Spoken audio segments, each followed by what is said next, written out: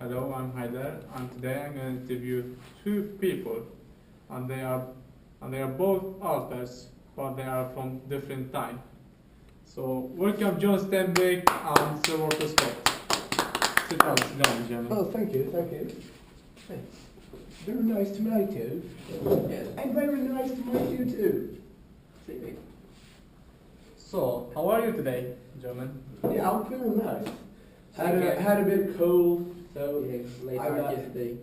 Oh, you got a late night. I feel a bit cold, so It's cold a bit here in of- Sweden. it's good. you It's know. very cold in Sweden. In Sweden, yeah. Yeah. It depends on what you're comparing to, but okay. So Yeah. in Scotland, it's quite the same. I don't know how it is for you in America. It's pretty hot.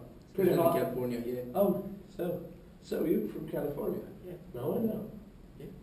Nice. Okay, so John Stenbeck, you're born in America, Yeah. but you're also German and Irish descent. So Yeah. can you tell us about your childhood? Yeah. I was born in 1902, and it was in the Salinas Valley in California. I was the third of the four children my parents had, and in fact, I was the only boy. So yeah, and my family was a close middle class unit living in a small community because Salinas Valley isn't big enough.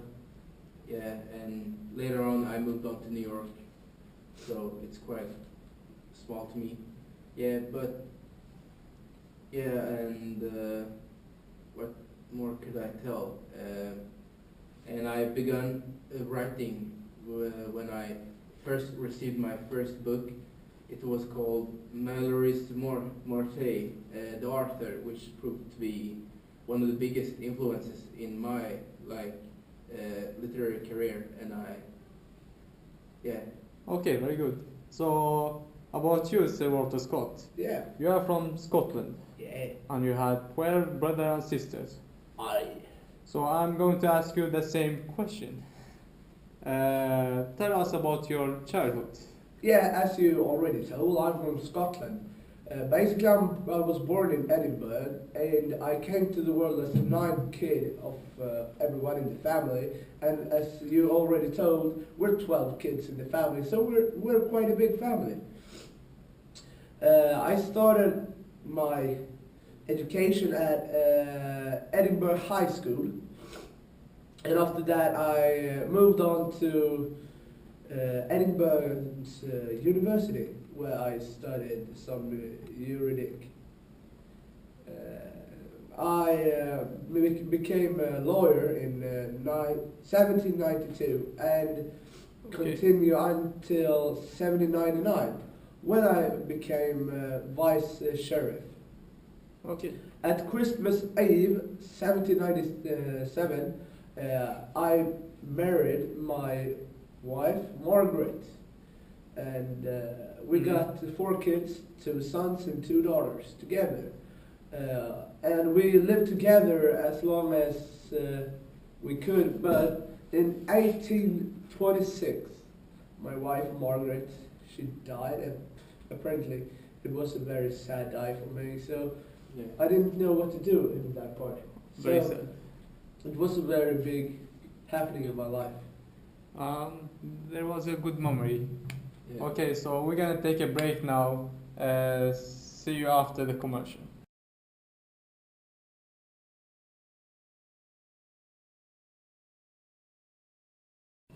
Welcome back. Next question to John Steinbeck.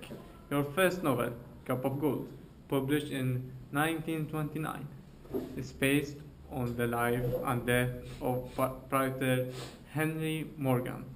It centers on Morgan's assault and sinking of the city of Panama, sometimes referred to as the Cup of Gold, and on the woman fairer than the sun, who was said to be found there.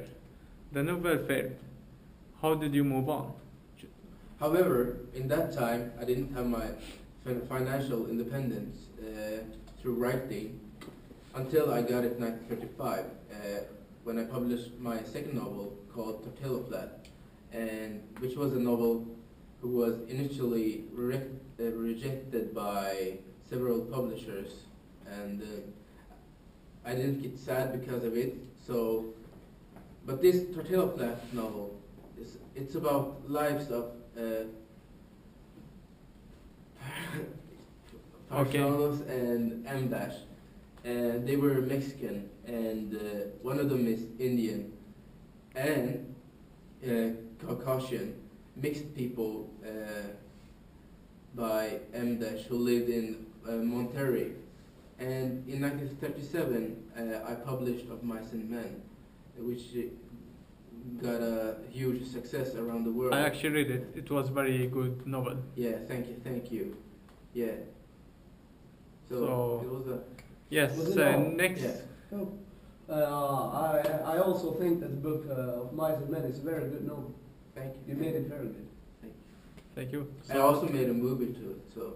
Oh, very if you good. haven't Very seen good. it yet, Very good. Yeah. I will see it tonight. So next question to Sir Walter Scott. You also write and publish your first novel, Waverley, which was tale of the Jade-Bait Racing of 1745.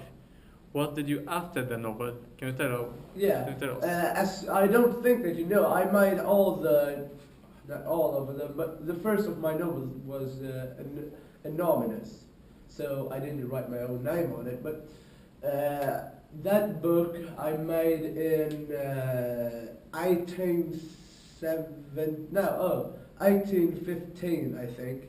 Yeah, and after that I made a book a year after called The Antwick. No, it's not. Yeah, it is. So it was made the first time in Swedish, 1872.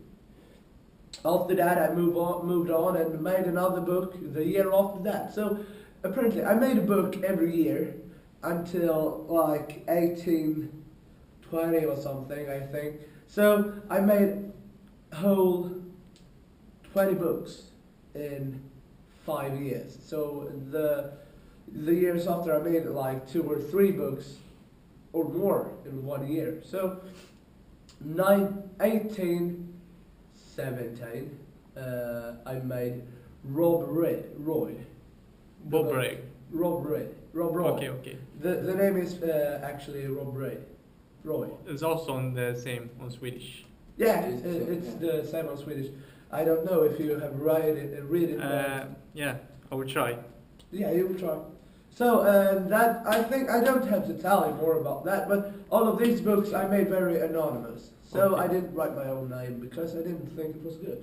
So thank you. We're gonna take just another break, and then we're gonna come back.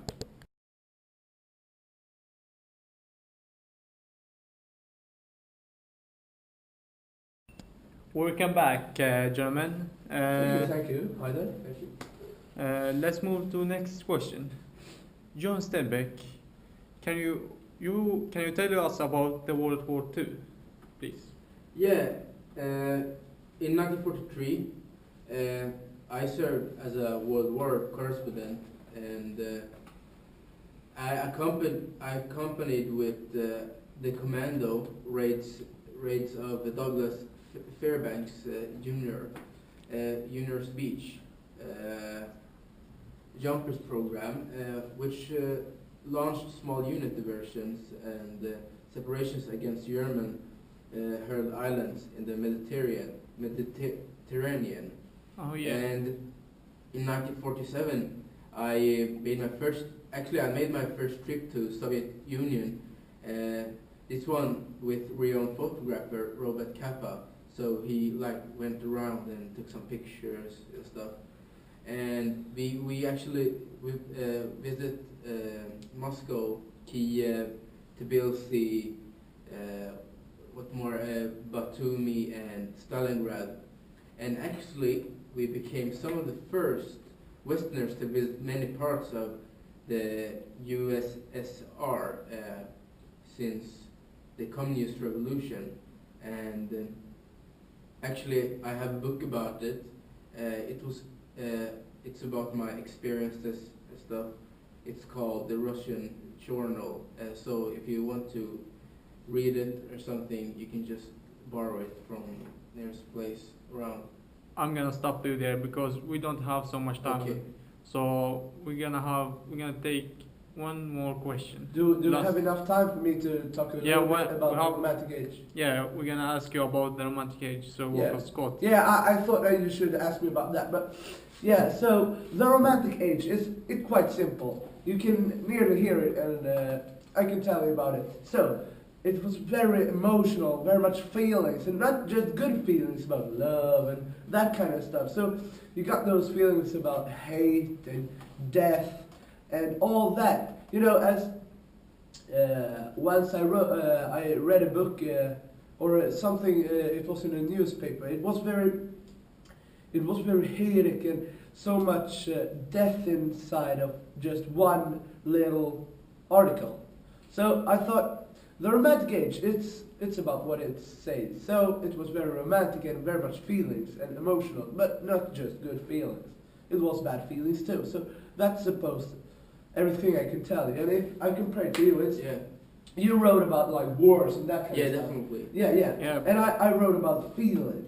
Love. There are so much hate. different there But between. also, they had some similarity with those things. I mean, I wrote about war, and of course, death is a big part of war and stuff.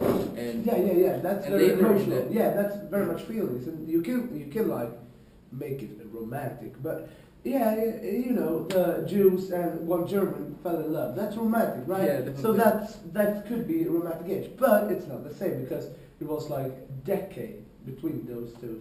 yeah.